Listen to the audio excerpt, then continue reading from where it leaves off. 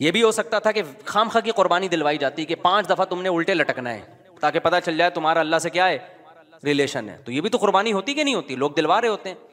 فوج میں نا جب ہم جو NCC کی ٹریننگ کی ہے نا کالج میں, تو وہ فوجی صوبے دار ہمیں ٹریننگ دیتے تھے, تو وہ یہ ثابت کرنے کے لیے کہ میں آفیسر ہوں, بعض دفعہ خام خواہ میں ڈنڈ پہ لو بیٹھ کے, چلو بھائی اب فوجیوں میں ہوتا ہے نا تاکہ آفس کے آرڈر کو فالو کرنے کا جذبہ پیدا ہو. اب ڈنڈ پیل رہے ہیں, ہمیں پتا تھا بھائی یہ ڈپس لگانے پڑیں گے آپ کو, ٹھیک ہے نا. وہ کہتا ہے جب کھڑے ہو کر دوبارہ لگاؤ. یہ سکھایا جاتا ہے فوجیوں کو قربانی کا جذبہ پیدا کرنے کے لیے. تو اللہ میاں ایسے بھی کر سکتے تھے کہ بس الٹے لٹک جاؤ, ٹھیک ہے نا, 5 ٹائم قربانی دلوائی ہے, لیکن ایسے طریقے سے دلوائی ہے کہ اس میں ہمیں روحانی سکون ملے, اس میں ہمارا اللہ سے ریلیشن قائم ہو, اس میں ہمیں لطف اور مزہ آئے, ہماری دنیا بھی سدھر جائے. اس سے ہمیں حکم دیا سب سے پہلے فجر کی نماز رکھی تاکہ مسلمان صبح دیر سے اٹھنے والی قوم نہ بنے. اللہ میاں یہ بھی کر سکتے تھے کہ پہلی نماز 11 بجے, دوسری نماز شام 3:30 بجے, 4-5 نمازیں ایسے کر دیتے. جہلم والی سرکار نے تو کر دی, فجر رکھی ہے اور ظہر کے بارے میں بولا ہے کہ عصر سے 20 منٹ پہلے آپ ظہر عصر پڑھ لیں اور غروب آفتاب ہوتے ہی مغرب عشاء بھی اکٹھی پڑھ لیں. تو یہ عملی طور پر 2 نمازیں ہوئی ہیں, ٹھیک ہے نا. 5 نمازوں کا مطلب ہوتا ہے اپنی تمام مصروفیات کو دوبارہ سے فارغ کر کے نماز کے لیے آنا. ظہر میں آپ سارے کام چھوڑ کے آتے ہو, پھر واپس چلے جاتے ہو, پھر عصر میں الگ سے آتے ہو, پھر واپس چلے جاتے ہو, پھر مغرب میں الگ سے آتے ہو, پھر واپس چلے جاتے ہو, پھر عشاء میں الگ سے آتے ہو. یہ 5 دفعہ قربانی دلوائی جا رہی ہے. اگر اس طرح سے نمازیں اکٹھی کرنے کا اسلام میں حکم ہوتا تو 3 دفعہ قربانی ہوتی, 5 دفعہ قربانی نہیں ہوتی. دیکھو ہم ظہر سے پہلے 4 سنتیں پڑھتے ہیں اور 4 فرض پڑھتے ہیں. ان سنتیں پڑھنے میں کوئی قربانی ہوتی ہے ہمیں؟ اس لیے کہ تو نماز کے لیے آئے ہوئے ہیں نا. تو اگر ہم 4 فرض کے ساتھ 4 عصر بھی پڑھ لیں تو عصر کی قربانی تھوڑی ہی پھر یہ. تو 5 نمازوں کا مطلب ہی 5 ٹائم پہ آنا ہے. اس میں شاپنگ واپنگ ہی تو رکاوٹ بنتی ہے, اور آپ نے شاپنگ کے لیے کہہ دیا ہے. اہل حدیث حالانکہ اہل حدیث یہ مانتے نہیں ہے, لیکن یہ اس کی عادت ہے جہلم والی سرکار کی کہ کسی بھی مسلک میں کوئی بھی الٹا فتویٰ دے رہا ہوگا نا تو اس الٹے مولوی کو لا کے ہائی لائٹ کر کے مسلک کو بدنام کرنا. تو ایک اہل حدیث کا وہ چلایا کہ ایک اہل حدیث کہتے ہیں کہ میں جب 12:30 بجے شاپنگ کے لیے جاتا ہوں نا اپنی بیوی کو لے کے, تو 12:30 بجے ظہر کے ساتھ کیا پڑھ لیتا ہوں. یہ جہلم والی سرکار کا کلپ میں نے خود اپنے کانوں سے سنا ہے کہ 12:30 یا 12 بجے جیسے ہی ظہر کا وقت داخل ہوا تو ظہر کے ساتھ فوراً کیا پڑھ لیتا ہوں, عصر. حالانکہ قرآن میں سورہ نور میں اللہ کیا کہتے ہیں, رجال لا تلہیہم تجارۃ ولا بیع عن ذکر اللہ و اقام الصلاۃ. مسجدوں میں ایسے لوگ ہوتے ہیں کہ ان کو تجارت اللہ کی یاد اور نماز سے غافل نہیں کرتی, بزنس ہی اللہ کی یاد. اور اللہ فرماتے ہیں مسجدوں میں ہوتے ہیں. پتہ چلتا ہے کہ کہاں آگے پڑھنی ہوتی ہے, جماعت سے بھی اور اپنے ٹائم پہ بھی. اور اسی شاپنگ کو آپ نے ذریعہ بنا لیا 2 نمازیں اکٹھی کرنے کا, اثر گول کر دیا آپ نے. یہ ہے تفقع اور بصیرت, سمجھتے ہو. اور اس نماز کا اجر خراب کیا ہے جس کی سب سے زیادہ تاکید قرآن بیان کر رہا ہے. تو خیر, تو کیسا ریلیشن ہے, جلدی سے بات کو سمیٹ کے میں ختم کرتا ہوں. سب سے پہلے اللہ کیا کہتا ہے, مسلمان اپنے مسلم ہونا ثابت کرنے کے لیے کہ میرا اللہ سے ریلیشن ہے, اللہ نے کہا کہ 5 ٹائم نماز پڑھنی پڑے گی. اور یہ 5 ٹائم نماز کیوں رکھی ہے پتہ ہے آپ کو؟ کیونکہ وقت میں بہت بڑی تبدیلی ہوتی ہے. اللہ کہتے ہیں جب بھی اس کائنات میں بڑی تبدیلی ہوگی تو سب سے پہلے میرے سامنے سجدہ کرو گے, اس کے بعد اپنے کاموں میں لگو گے. تبھی تو قرآن کہتا ہے اقیم الصلاۃ لدلوک الشمس الی غسق اللیل, نمازوں کو قائم کرو دلوک شمس, سورج ڈھلکنے کے وقت, الی غسق اللیل, اور راتوں کے اندھیروں میں. تو غسق اللیل میں 2 نمازیں آ گئیں, مغرب اور عشاء. یہ دونوں رات کی نمازیں ہیں, لیکن ان دونوں کے اوقات میں بڑا فرق ہوتا ہے. مغرب میں فل اندھیرا نہیں ہوتا لیکن روشنی بھی نہیں ہوتی, بہت زیادہ وقت میں تغیر ہو جاتا ہے. اور غسق جو ہے لیل جب انتہائی درجے کی ہوتی ہے تو وہ عشاء کا وقت جب بالکل کیا ہو جاتا ہے, اندھیرا. آگے اللہ کہتے ہیں وقرآن الفجر, اور پھر فجر کا وقت بالکل ڈفرینٹ ٹائم ہوتا ہے. مغرب کا وقت باقی اوقات سے بالکل مختلف ہے. سورج ڈھل گیا, غروب ہو گیا, لیکن ابھی روشنی ہے, اندھیرا شروع نہیں ہوا. پھر گھپ اندھیرا ہو گیا. یہ کیا ہے, یہ بڑا تغیر ہو رہا ہے زمین کے اندر. تغیر سمجھتے ہو, تبدیلی, چینجنگ, آسان لفظ استعمال کرنا چاہیے مجھے بھی. بڑی چینجنگ آ رہی ہے ٹائمنگ میں, اور اس سے انسان کے جذبات میں اور احساسات میں بڑا فرق پڑتا ہے. ظہر کا تو فجر کا وقت بالکل ڈفرینٹ ہے, ابھی دن طلوع ہونے والا ہے, پھر سورج ہوتے ہوتے جب ڈھلکتا ہے نا بالکل بلندی پہ پہنچ کے، تیز تپتی ہوئی دھوپ ہوتی ہے جس کو اللہ دلوک شمس کہہ رہے ہیں، دلوک کہتے ہیں ڈھلکنا، تو سورج کا جو ڈھلکنا ہے نا، بلندی پہ جا کے لڑکنا نیچے، اس کو کیا کہتے ہیں؟ اس میں اللہ نے 2 نمازوں کا ذکر کر دیا، ظہر اور عصر، اس لیے کہ دلوک جو معتد بھی ہوتا ہے، گاڑی اردو پھر استعمال کر رہا ہوں، معتد بھی قابل ذکر دلوک، وہ ایک عصر میں ہوتا ہے، ایک ظہر میں ہوتا ہے۔ میں نے وہ کلپ ریکارڈ کروایا تھا نا عاقب سعید کو کہ 5 نمازیں اپنے ٹائم پر ہیں، اور یہ قرآن کی عیسائی سے ثابت ہے کہ نمازوں کے 5 ٹائم ہیں، 3 ٹائم کی نمازیں قرآن میں نہیں ہیں۔ تو اس پہ میں نے کہا تھا کہ دلوک شمس ہے نا، سورج کا ڈھلکنا، تو معتد بھی ڈھلکنا، قابل ذکر ڈھلکنا ایک ظہر کے وقت ہوتا ہے، ایک عصر کے وقت، کیونکہ عصر کے وقت 45 پہ آ جاتا ہے اور ظہر کے وقت بلندی پہ جا کے ڈھلکتا ہے۔ تو اس کے نیچے کے لوگوں کے کمنٹس آئے ہوئے تھے کہ اگر قرآن کا یہ مطلب ہے ڈھلکنے کے وقت، تو پھر تو ہر وقت سورج ڈھلک رہا ہے۔ سمجھ میں آیا پاگل کسے کہتے ہیں؟ یہ ہے مجتہدین، یعنی ان کا دعویٰ یہ تھا کہ 3 وقت ہیں نماز کے قرآن میں، ظہر ہے اور عشاء ہے اور فجر ہے، تو 3 وقت سے یہ ثابت کرنا چاہتے ہیں کہ ظہر عصر ملا کے پڑھ لو اور مغرب عشاء ملا کے پڑھ لو، اصل میں 3 ٹائم ہے، یہ غلط ہے۔ دلوک شمس کا لفظ ہے قرآن میں، اور دلوک سے مطلق دلوک مراد ہے، اور مطلق سے فرد کامل مراد ہوتا ہے، جو معتد بھی۔ دیکھو فرد کامل کو میں مثال سے سمجھاتا ہوں، پہلے میں یہ جنہوں نے اعتراض کیا نا اٹھ پٹانگ قسم کا، ان کے اعتراض کا جواب دوں۔ یہ کہتے ہیں ہر وقت، واقعی ہر وقت تو دلوک ہو رہا ہے، لیکن اس کا تو کوئی بھی قائل نہیں ہے، ایسے تو 1 کروڑ نمازیں ہو جائیں گی۔ ابے سورج بلندی پہ جا کے جب تک پورا غروب نہیں ہوتا تو ہر سیکنڈ ڈھلک ہی رہا ہے نا، تو کیا ہر سیکنڈ میں نماز پڑھیں گے؟ تو ظاہر ہے قرآن وہ بات کرے گا جو انسانوں کے فہم کے مطابق ہوں گی، تو اس سے صاف پتہ چلتا ہے وہ ڈھلکنا مراد ہے جو قابل ذکر ڈھلکنا ہو۔ تو قابل ذکر ڈھلکنا جس کو اصطلاح میں کہتے ہیں معتد بھی ڈھلکان، وہ جب ہے جب بلندی پہ جا کے پہلی دفعہ ڈھلکنا شروع ہو اور پھر 45 کے زاویے پہ آ جائے۔ اس سے زیادہ ڈھلکان والی نماز حدیث سے ثابت بھی نہیں ہے۔ نہیں آئی میرا خیال ہے بات؟ تو مطلق سے فرد کامل مراد ہوتا ہے، اس کو میں مثال سے سمجھاتا ہوں۔ دیکھو میں آپ سے کہتا ہوں چائے لے کر آؤ، آپ برف ڈال کے ٹھنڈی چائے لے آئے، میں کہوں گا یہ کیا لے آیا؟ آپ کہیں آپ نے بولا تھا گرم چائے لاؤ۔ میں بولوں گا جب میں نے چائے کا لفظ مطلق بولا ہے، اس کے ساتھ کوئی گرم یا ٹھنڈے کی قید نہیں لگائی، تو اس سے فرد کامل ہی مراد ہوتا ہے۔ کامل فرد چائے کا کیا ہے؟ کامل درجے کی چائے کیا ہے؟ جو گرم ہوتی ہے، درمیانی درجے کا میٹھا ہوتا ہے اور مناسب سی پتی ہوتی ہے۔ میں نے آپ سے کہا چائے لے کر آؤ، آپ 6 چمچ زہر بنا کے نا پتیوں کے ڈال کے لے آئے، اور سب میں نے کہا یہ کیا لے کر آیا ہے؟ آپ کہہ رہے ہیں، آپ بول رہے ہیں چائے۔ میں کہا بھائی تو زہر بنا دی، تو آپ بولو آپ نے یہ تھوڑی کہا تھا نارمل چائے، آپ نے تو چائے بولا تھا، تو چائے میں تو کوئی بھی چائے۔ سمجھ میں آ رہی ہے بات کہ نہیں آ رہی؟ یہ چیزیں اصول فقہ میں پڑھی جاتی ہیں جو آج کل کے اسکالرز نے نہیں پڑھی، تبھی قرآن و حدیث کا مطلب بھی ان کو سمجھ میں نہیں آتا۔ تو المطلق اذا اطلق یراد به الفرد الکامل، یہ اصول فقہ کا مسئلہ ہے اور لغت کا بھی مسئلہ ہے، یہ قاعدہ ہے، ضابطہ ہے کہ جب بھی کوئی لفظ علی الاطلاق بغیر کسی قید کے بولا جائے گا تو فرد کامل مراد ہوتا، اکمل نہیں۔ اکمل کا مطلب بہت اوپر کی زعفران والی چائے، نہ نہ نہ، فرد کامل جو ناقص نہ ہو۔ زعفران والی چائے لے آؤ گے پھر بھی برا لگے گا، آپ بولو گے بھائی مفتی صاحب آپ نے چائے بولا تھا اور کہا تھا کہ فرد کامل مراد ہوتا ہے، تو میں اس میں زعفران ڈال کے لے آیا، اب میں پتہ نہیں زعفران پیوں نہیں پیوں یار، تو کیا کر کے لے آیا؟ میں تو کامل نہیں، میں تو اکمل۔ تو میں بولوں گا قاعدہ یہ ہے کہ مطلق جب بولا جاتا ہے تو نارمل جو کامل ناقص نہ ہو، اکمل مراد نہیں ہوتا اس سے، سمجھتے ہو؟ تو یہ قاعدے قرآن و سنت پہ بھی جاری ہوتے ہیں، کیونکہ اللہ میاں نے بھی تو کلام کیا ہے نا، نبی نے بھی تو کلام کیا ہے، تو نبی کے کلام میں بھی وہی لغت کے قاعدے چلیں گے جو عام قاعدے ہیں۔ سمجھتے ہو گے نہیں سمجھتے؟ تو اب دیکھو قرآن کہہ رہا ہے اقیم الصلاۃ لدلوک الشمس، سورج کے ڈھلکنے کے وقت، تو ڈھلکنے سے فرد کامل جو کامل درجے کا ڈھلکنا ہے، تو کامل درجے کا ڈھلکنا ایک جب بالکل بلندی پہ جا کے ڈھلکنا شروع ہوتا ہے، اس کو کہتے ہیں ڈھلکنا، پہلی دفعہ جب ڈھلکنا، اور دوسرا جب 45 کے زاویے پر جو عصر کے قریب کا ٹائم ہے جس میں سورج میں تغیر پیدا ہونا شروع ہو جاتا ہے، تو یہ ڈھلکنا ہے۔ وہ خدا کی منکر تھی، کیوں؟ اس نے کہا کہ میں بچپن میں گاڈ نے مجھ سے میری ماں چھین لی، مجھے ماں کی ضرورت تھی، بچپن میں میری ماں مر گئی، تو اس غضب میں اس نے کہا میں نہیں مانتی اللہ کو، خدا کو نہیں مانتی، یہ ظلم کیا میرے ساتھ، جاؤ ہم بھی نہیں مانتے۔ تو ایسی فضول بات نا، خیر اس کو تو جو میں نے جواب دینا تھا دے دیا۔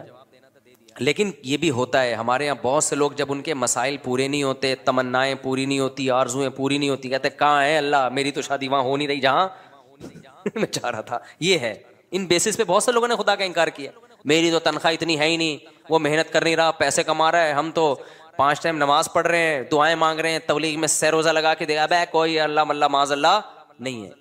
یہ ہوتے ہیں پرلے درجے کے بے وقوف، یہ اللہ کے وجود کو ایسے ماننا چاہتے ہیں کہ اللہ ہو لیکن ہم خدا کے خدا ہوں، وہ ہمارا بندہ ہو، ان کو وہ والا خدا چاہیے جس کے یہ خدا ہوں۔ جیسے میں نے بھی مثال دی تھی نا بیان میں کہ آپ نے بچہ پیدا کیا، اب گھر میں چل کس کی رہی ہے؟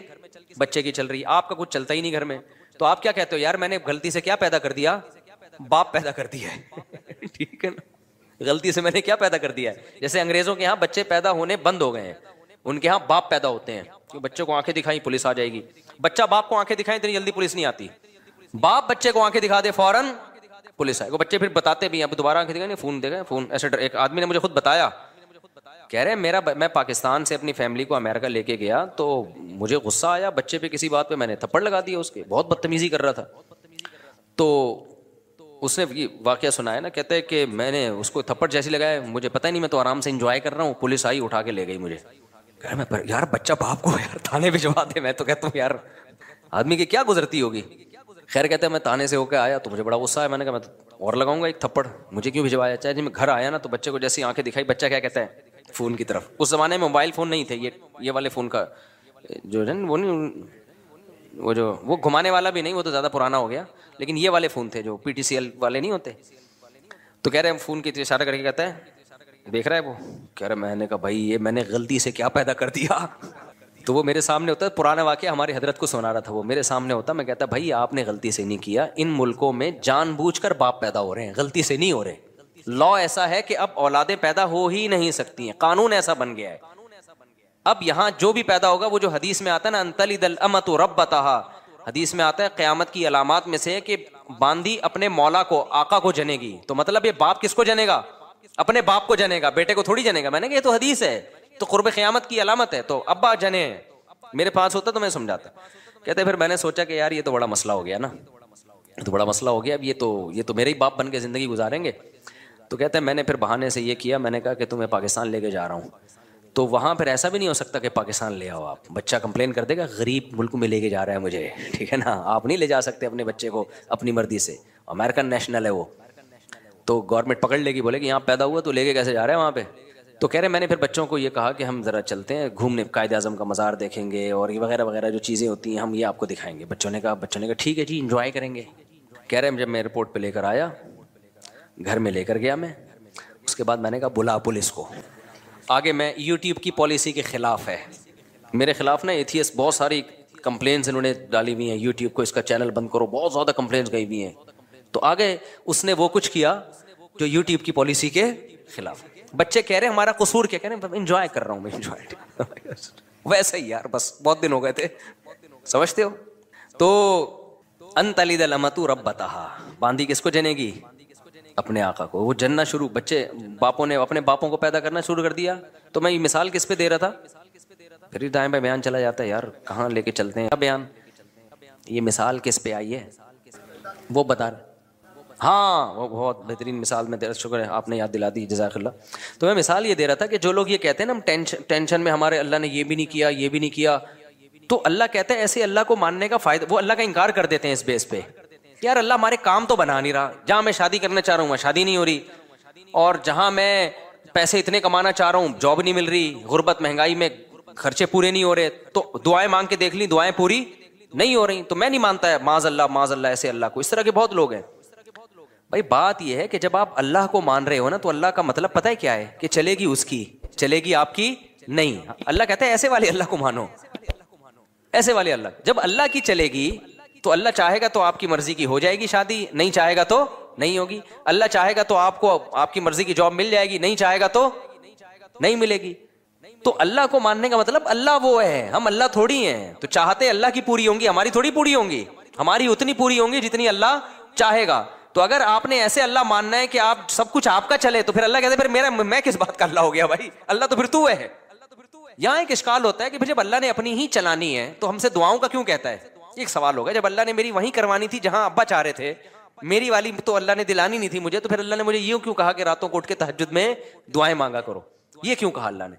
ابے دیکھو میں آپ سے کہتا ہوں، میں کسی وزیر ہوں فرض کرو، میں نے آپ سے کہا اپلیکیشن لکھ کے دو، ایک پراپر وے طریقہ ہے یہ کام آپ چاہتے ہو نا، آپ کے گھر میں بجلی کا کنیکشن لگ جائے، گیس کا کنیکشن لگے گا تو پھر بھی نہیں، لیکن ایک مثال دے رہا ہوں گیس کا کنیکشن لگ جائے تو آپ ایک اپلیکیشن دو، پراپر طریقے سے لکھ کے دو، تو ہم آپ کا وہ کام کر دیں گے. یہاں دفتر میں کھڑے ہو کے ہمارا سر خراب مت کرو. ہوتا ہے نا، جیسے مجھ سے کوئی ملنے کے لیے آتا ہے بے وقت آ جائے تو میں کہتا ہوں بھائی ایک طریقہ ہے، ایڈمن سے رابطہ کرو، پھر بتاؤ کیوں ملنا چاہ رہے ہو. بعض دفعہ بلا وجہ رشتے کے لیے آ رہے ہوتے ہیں ہماری شادی کرا دیں، تو بھائی میں نہیں شادیاں کراتا لوگوں کی، یہ کام میرا ہے ہی نہیں. تو کوئی وجہ بتاؤ گے، وہ وجہ معقول وجہ ہوگی، پھر ہم ٹائم دے دیں گے، اس ٹائم پہ آ جانا. میں تو پھر فارغ کر کے بیٹھتا ہوں اپنے آپ کو اس ٹائم پہ. تو لیکن آپ اس ٹائم پہ بھی آ گئے، پھر بھی میں نہیں مل رہا، تو آپ کو غصہ آئے گا نا. پھر ہمیں یہ لمبا چوڑا پروسیس بولو بتایا کیوں تھا بھائی؟ پہلے عثمان سے رابطہ کرو، پھر کوئی مفتی صاحب ڈائری میں دیکھیں گے سلاٹ خالی ہے تو اس کو دے دو، یہ سارا کر کے بھی آئے. تو جب مفتی صاحب ہیں ہی نہیں. آج میں نے ظہر میں کسی کو نکاح کا ٹائم دیا تھا، ظہر میں جامعۃ الرشید میں، مجھے ضروری کام تھا اور مجھے کام کی وجہ سے میں نہیں آ سکتا تھا، لیکن چونکہ میں نے ٹائم دیا تھا، صرف 5 منٹ کا اس کا نکاح پڑھانے کے لیے میں اتنا لمبا سفر کر کے آیا اور نکاح پڑھا کے واپس گیا. میرا 1 گھنٹہ لگا. لیکن کیوں؟ اگر میں نہیں آتا تو برائی ہوتی نا. یہ اگلا کہتا ہے یار مفتی صاحب نے ٹائم دیا اور بھاگ گئے. حالانکہ مجھے بہت مشکل ہوئی تھی وہ نکاح پڑھانے، لیکن میں نے کہا یار یا تو ٹائم نہیں دیتے، دیا ہے تو اب اس کو پورا کرنا ہے. یا تو 1 ہفتہ پہلے مجھے پتا چل جاتا نا میری تو میں 1 ہفتہ پہلے وہ کینسل کر دیتا. لیکن عین وقت پہ کینسل کرنا غیر اخلاقی حرکت ہے. الا یہ کہ کوئی بہت ہی ایمرجنسی ہو جائے. تو ایسی اتنی بہت ایمرجنسی نہیں تھی. کتنا ٹائم میں نے 5 منٹ کے کام کے لیے اپنا برباد کیا، 1 گھنٹہ برباد. اس سینس میں نہیں کہ وہ واقعی برباد، لیکن ظاہری لحاظ سے تو برباد ہی ہوا نا. لیکن بات یہ ہے کہ جب ایک عام آدمی اس کا خیال کر رہا ہے کہ جب کسی کو ٹائم دیا ہو تو بھائی پورا کرنا ہے، الا یہ کہ وہ ایمرجنسی ہو جائے. ایک پروسیس رکھا ہے، جب آپ اس پروسیس کو پورا کرو گے تو پھر تو ٹائم دینا ہے. تو اللہ میاں نے بھی جب یہ کہہ دیا کہ بھائی ایسے ہی نہیں بلکہ باقاعدہ دعا مانگو، 2 رکعت پڑھو، ہاتھ اٹھاؤ، گڑ گڑاؤ، مجھ سے مانگو میں دیتا ہوں. ہم نے سارا پروسیس پورا کر لیا، پھر بھی اللہ دے نہیں رہا. اس کی کہیں اور ہو گئی، اس کے بچے ہم کو ماموں کہہ رہے ہیں. پھر آدمی کو غصہ آتا ہے. یار یہ ایتھیسٹ لوگ بہت سے یہی کہتے ہیں کہ پھر بولا کیوں تھا دعائیں مانگو. جب گورنمنٹ ہمیں کہتی ہے اپلیکیشن لکھ کے دو اور جب تمہارا نمبر آئے گا تو اس اپلیکیشن پہ غور ہوگا تو ہم یہ تمہارا نلکا لگوا دیں گے. جب گورنمنٹ نلکا نہیں لگاتی ہم گورنمنٹ پہ لعنتیں بھیج رہے ہوتے ہیں. یار ہمارے گٹر کے ڈھکن کی 50 درخواستیں ہم نے جمع کرا دی ہیں، گٹر کا ڈھکن نہیں لگ رہا، کرپٹ حکومت ہے، یہ ہے وہ ہے. تو یہی ہوتا ہے. پھر ہم حکومت کا انکار کر دیتے ہیں، بغاوت پہ آتے ہیں. تو ہم اللہ میاں بھی ہمیں کہا کہ ادعونی استجب لکم، دعائیں مانگو میں تمہاری دعاؤں کو سنوں گا، تمہاری پکار کا جواب دوں گا. سب جوتے کا تسمہ بھی مانگنا ہو وہ بھی ٹوٹ جائے تو مجھ سے مانگو. تو اللہ جوتے کے تسمے مجھ سے مانگو اور ہم جناب تجھ سے ضروری چیزیں مانگ رہے ہیں. روٹی تو ضروری ہے، روزگار ضروری ہے، اور غریبوں کو کتنی گالیاں آج کل فیس بک پہ پڑ رہی ہیں. تو اللہ یہ تو اب یہ تو ہم نے سروزہ بھی لگا لی، حج کر کے دعائیں مانگ لی، بیت اللہ کے غلاف کو پکڑ کے جتنا ایکسٹریم لیول پہ ہم جا سکتے تھے نا چلے گئے. عمرے پہ گئے، وہاں ہم نے بیت اللہ کے غلاف کو پکڑ کے دعائیں مانگی، مگر پھر بھی ہمیں ماموں کے علاوہ کوئی لفظ نہیں ملا. بہت سے لوگ اس چکر میں ایتھیسٹ ہوتے ہیں کہ یار یہ کوئی خدا ودا معاذ اللہ نہیں ہے، ہوتا تو کچھ تو اس کو ترس آتا نا ہمارے اوپر.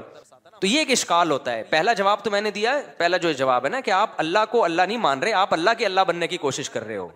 اس اشکال کا جواب تو ہو گیا. لیکن دوسرا اشکال ہوتا ہے یہ اللہ ہی کے کہنے پہ تو ہم کر رہے ہیں. خوب سمجھ لو، اللہ نے جو کہا ہے نا کہ مجھ سے دعائیں مانگو تو میں تمہاری حاجات کو پورا کروں گا. تو دنیا میں تو جب ہم کسی کو کہتے ہیں نا کہ میں حاجات کو پورا کروں گا تو ایمان بالغیب والا معاملہ نہیں ہوتا. نہ سامنے والے پر لازم ہے کہ ہم پر ایمان لے کر آئے، لہذا ہم اس کی حاجت پورا نہ کریں تو قابل ملامت ہیں. لیکن اللہ کا جہاں تک معاملہ ہے اللہ حاجات پوری کرتا ہے. لیکن اللہ نے یہ کہا ہے کہ میں اس طریقے سے کروں گا جیسے میری سمجھ میں آئے گا، تمہاری رائے کے مطابق نہیں کروں گا.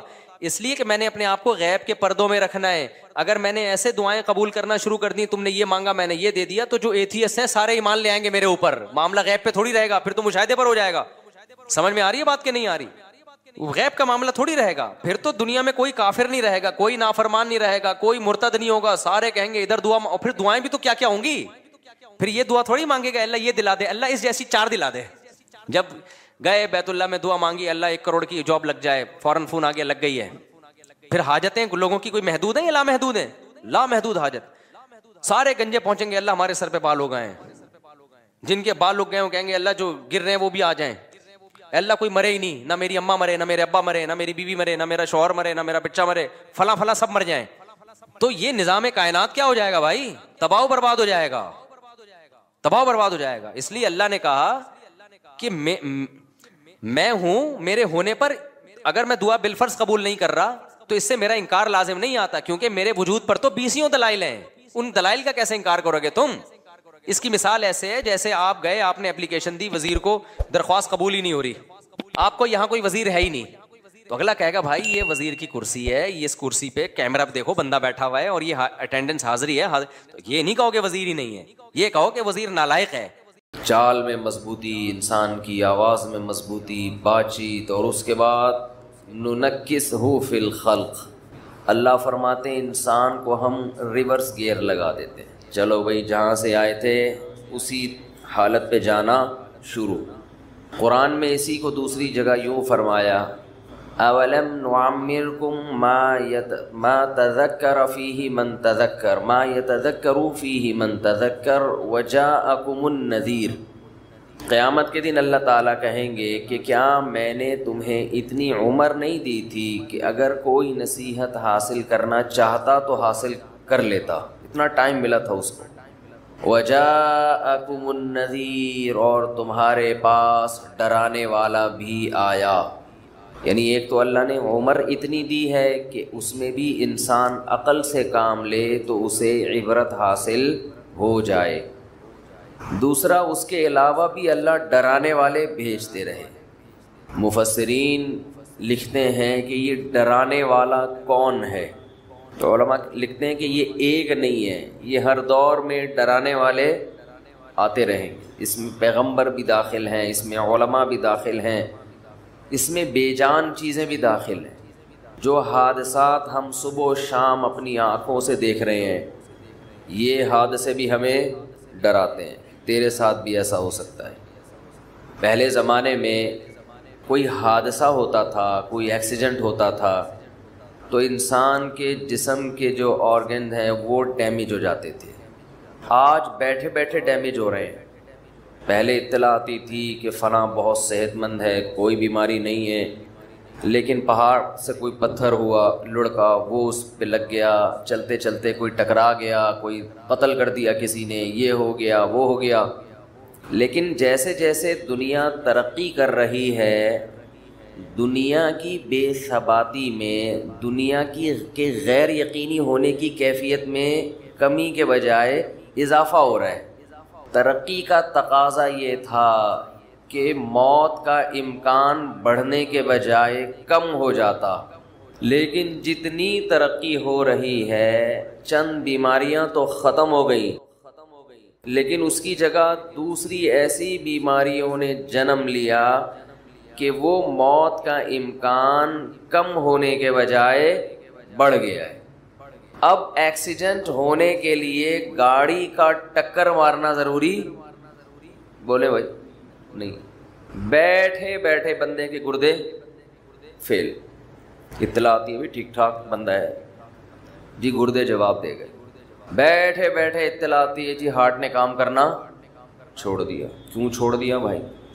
بہت سی بیماریوں میں تو ڈاکٹر کو بھی ریزن پتہ نہیں ہوتی، یہ کیا ہو گیا اس کو بیٹھے بیٹھے، تو گردے خراب، جگر خراب، ہارٹ اٹیک، ایسی ایسی بیماریاں۔ ہمارے ایک جوان دوست فٹ فاٹ، صبح اٹھے ہیں تو آدھے پیرالائز، آدھے دھڑ نے کام کرنا چھوڑ دیا۔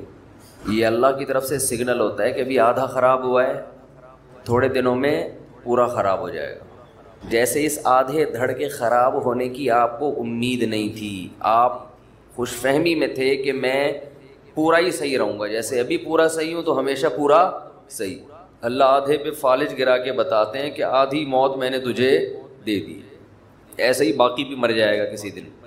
لیکن جس کی پوری باڈی ٹھیک ہے وہ بھی موت کے لیے تیار نہیں، جس کی آدھی خراب ہو گئی آدھی ٹھیک ہے وہ بھی کھوپڑی میں موت کا تصور بٹھانے کے لیے تیار، ہر کام کے لیے ایگری ہے، معذرت کے ساتھ کمبخت مرنے کے لیے تیار نہیں ہے۔ کمبخت کا لفظ تو ہلکی گالی ہے، کھوپڑی میں یہ بٹھانے کے لیے تیار ہی نہیں ہے کہ میں مر بھی سکتا ہوں۔ بڑھاپا ہے آگے، رسول اللہ صلی اللہ علیہ وسلم نے فرمایا جوانی کو غنیمت سمجھو، کس سے پہلے؟ بڑھاپے۔ یہ میں حدیث کا پہلے ترجمہ کر دیتا ہوں تاکہ پوری حدیث ایک دفعہ سامنے آ جائے۔ صحتک قبل سقمک، بیماری سے پہلے غنیمت سمجھو صحت کو۔ آپ آج صحت مند ہیں، کل صحت مند بولیں نہیں ہوں گے۔ یہ جو فٹ فاٹ گھوم رہے ہیں ہمیشہ تھوڑی فٹ فاٹ رہیں گے آپ، کس خوش فہمی میں مبتلا ہو گئے بھائی۔ جو ڈاکٹر لوگوں کو صحت دیتا ہے وہ خود کل بیمار پڑا ہوگا بستر پہ، صحتک قبل سقمک فراغک قبل شغلک، فرمایا آج کی فراغت کو مشغولیت سے پہلے غنیمت سمجھو۔ آج آپ کے لیے عبادت کا ٹائم ہے، آج آپ کے پاس اللہ کے بارے میں سوچنے کا ٹائم ہے، آج آپ کے پاس خیر کے کاموں کا ٹائم ہے۔ کل ایسی مصروفیت آ سکتی ہے کہ ہو سکتا ہے سر کھجانے کی فرصت آپ کے پاس نہ ہو، کوئی ایسی ٹینشن آ سکتی ہے کہ اسی میں مشغول ہو جاؤ۔ ابھی تو پب جی کھیلتے رہو بیٹھ کے، فارغ ہو۔ کوئی بیماری مسلط ہو سکتی ہے۔ مشغولیت کا مطلب یہ نہیں کوئی ایسی جاب لگ جائے جس میں آپ 24 گھنٹے مشغول ہو، یہ بھی ممکن ہے۔ مشغولیت کا مطلب کوئی ایسی فکر، کوئی ایسی ٹینشن جو آپ کو تمام چیزوں سے غافل کر دے اور ایک ہی چیز کے پیچھے آپ لگے رہو، اس میں آپ کو کسی دوسری چیز کے بارے میں سوچنے کا موقع نہ ملے۔ جیسے کوئی بھوکے سے پوچھے کہ 2 اور 2 کتنے، تو وہ جواب میں کہتا ہے 4 روٹیاں۔ بھوک ایسی ٹینشن ہے کہ آدمی کو ہر چیز سے غافل، صرف وہ روٹی کے بارے میں سوچے گا۔ تبھی میں رمضان میں عصر کے بعد بیان بولو نہیں کرتا، مجھے پتہ ہے اس وقت ان کا دماغ خالی نہیں ہے، ان کے دماغ میں پکوڑے اور سموسے گھسے ہوئے ہیں، ان کو سمجھائیں گے سمجھ میں نہیں آئے گا۔ نبی صلی اللہ علیہ وسلم نے فرمایا پچھلی امتوں میں ایک پیغمبر نے جہاد کا حکم دیا اپنے ماتحت لوگوں کو، لڑائی اتنی سخت تھی، اتنی سخت، مسلمان کمزور تھے، دشمن بہت طاقتور، تو ان پیغمبر نے حکم دیا کہ جس شخص کی نئی نئی شادی ہوئی ہے اس کو ہمارے ساتھ جانے کی اجازت نہیں ہے۔ کیوں؟ وہ میدان میں بہادری سے لڑے گا نہیں، اس کا دل اٹکا رہے گا۔ یہ مثال ہے کہ انسان کے سامنے کوئی بھی آپ نے اس کو ویژن دینا ہے، کوئی بھی بات اس کے دماغ میں اتارنی ہے تو خالی ذہن ہونا ضروری ہے۔ کھوپڑی میں کچھ بھی اگر اس کے گھسا ہوا ہوگا تو وہ آپ کی بات غور سے بولو بھائی نہیں سنے گا۔ کھوپڑی جو ہے نا یہ ایک ہی ٹائم پہ 2 جگہ مشغول نہیں ہوتی۔ بھوک لگ رہی ہے اور آپ اس کو کچھ بٹھا کے سمجھا رہے ہیں، سمجھ میں نہیں آئے گا۔ لوگ مجھے کہتے ہیں رمضان میں، ابھی تو گزر گیا رمضان میں جا کے آپ بیان کریں۔ میں کہتا ہوں بھائی رات کو بیان کروں گا، دن میں بیان نہیں کروں گا۔ لوگوں کی حالت دیکھی نہیں جا رہی ہوتی، دن کے اندر عجیب اسٹائل میں بیٹھے ہوئے ہوتے ہیں، منہ سے نہیں بول رہے ہوتے ہیں، بزبان حال کہہ رہے ہوتے ہیں پکوڑے لے کر آئے ہو جیب میں کہ نہیں لے کر آئے بس۔ اور میں کہتا ہوں نا جو افطاری کے ٹائم پہ آپ کسی کے آگے سے ایک سموسہ ہٹا کے دکھائیں، آپ دیکھیں اس کی کیفیت کیا ہوتی ہے، یہ انسانی فطرت ہے۔ تو آپ صلی اللہ علیہ وسلم نے فرمایا فراغک قبل شغلک، ابھی اللہ نے فراغت دی ہے، دماغ آپ کا بہت ساری چیزیں سیکھ سکتا ہے، بہت سارے کام مثبت کر سکتا ہے۔ اس خوش فہمی میں مت رہنا کہ دماغ ہمیشہ ایسا ہی فارغ رہے گا۔ آپ نے اس فراغت کو پب جی میں لگا دیا، آپ نے اس فراغت کو فضول محفلوں میں ضائع کر دیا، تاش کھیلنے میں، سنوکر میں ضائع کر دیا، تو ایک ٹائم آنے والا ہے آپ ٹائم کو ترسو گے، کاش میرے پاس ٹائم ہو اور میں یہ کر لوں، میں یہ کر لوں اور میں یہ کر لیتا۔ اکثر میں نے وہ لوگ جنہوں نے سچی توبہ کی ہے گناہوں سے، یا وہ غیر مسلم جنہوں نے اسلام قبول کیا ہے، اکثر ان کو میں نے جتنا اس بات پہ تڑپتا دیکھا ہے کہ کاش جو وقت گزر گیا وہ واپس آ جائے، اتنا کسی اور بات پہ ان کو میں نے تڑپتا ہوا نہیں دیکھا کہ ہم دیر سے آ رہے ہیں دین کی طرف۔ یہ جو ہمارا نقصان ہو گیا اس میں ہم بہت کچھ کر سکتے تھے، کاش یہ عقل ہمیں کچھ دن پہلے آ جاتی، کاش یہ عقل ہمیں کچھ دن پہلے آ جاتی، بہت کچھ کر لیتے۔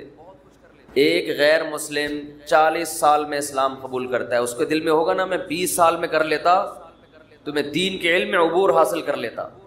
میں نے ایسے لوگ بھی سنے ہیں، دیکھے ہیں کہ اسلام قبول کیا اور قرآن حفظ کرنے میں لگ گئے۔ اب یہ گورا مسلمان ہوا ہے جس کا میں نے انٹرویو بھی ڈالا یوٹیوب پہ، حفظ قرآن میں لگا ہوا ہے، قرآن حفظ ہو جائے۔ اس کی تو تڑپتا ہوگا نا، کاش میں پہلے مسلمان ہو جاتا. اور وہ ہے بھی امریکن فوجی، افغانستان میں لڑنے کے لیے گیا تھا، وہاں ریٹائر ہوا، اسلام قبول کیا. اور ادھر میرا خیال ہے یہاں بھی، ادھر بھی ایک دن ہم نے گھومتا ہوا دیکھا تو کوئی لے کر آیا اس کو، یہاں اتنی بڑی داڑھی ماشاءاللہ، شلوار قمیص پہنے ہوئے. میں سمجھا کوئی ہمارے KPK کے پٹھان بھائی ہیں، نیا ہوٹل کھولا ہے انہوں نے یہاں پہ، تو ہم نے کہا ٹرائی کریں گے، چائے وائے جا کے پئیں گے.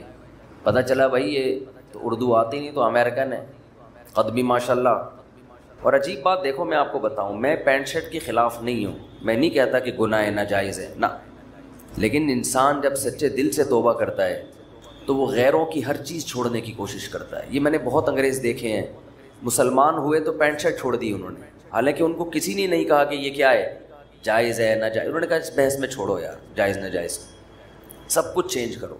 میں نے خود دیکھے ایسے گورے، ادھر کنورٹ ہوئے، جبہ پہن لیا عربوں والا، شلوار قمیض پہن لی پاکستانیوں جیسی. تو اس کی یوٹیوب پہ ویڈیو پڑی ہوگی، آپ دیکھ سکتے ہیں، اس کے میں نے گورے کا انٹرویو لیا تھا، شلوار قمیض. میں پھر کہہ رہا ہوں کہ پینٹ شرٹ حرام ناجائز نہیں ہے، لیکن یہ انسان جب سچی توبہ کرتا ہے نا، جب وہ آتا ہے تو کہتا ہے بس اس کی ہر چیز چھوڑو، ہر چیز چھوڑ دو. ایک انگریز مسلمان ہوا ماشاءاللہ، یہ 25 سال پرانی بات بتا رہا ہوں، ہمارے مدرسے میں تھا، وہ عربی لباس اس کا، اور بڑی لمبی لمبی نمازیں پڑھتا تھا. ہم اس کی نماز دیکھ کر شرمندہ ہوتے ہیں کہ یار اتنی تمیز سے نماز پڑھتا ہے. اس پر اکثر مجھے ایک واقعہ یاد آتا ہے، ایک انگریز مسلمان ہوا تو بڑی تمیز سے نماز پڑھتا تھا. اس نے کسی پاکستانی سے پوچھا یار تمہاری 2 منٹ میں نماز ختم ہو جاتی ہے. پاکستانی چپ تو رہ نہیں سکتا. پاکستانی نے کہا اصل میں ہمارے اللہ سے پرانے تعلقات ہیں، تمہارا بھی نیا نیا کنیکشن بحال ہوا ہے، تمہیں کنیکٹ ہونے میں ٹائم لگتا ہے، ہماری پرانی سروس، ادھر اللہ اوپر کا کنیکشن بحال ہو گیا، ادھر سلام پھیر کے نکل لیے، تو ابھی نئے نئے آئے ہو، بے وقوف، یعنی مطلب ہے کہ بے وقوف آدمی اتنی لمبی لمبی نمازیں پڑھ رہے ہو، اتنا ٹائم لگتا ہے تمہیں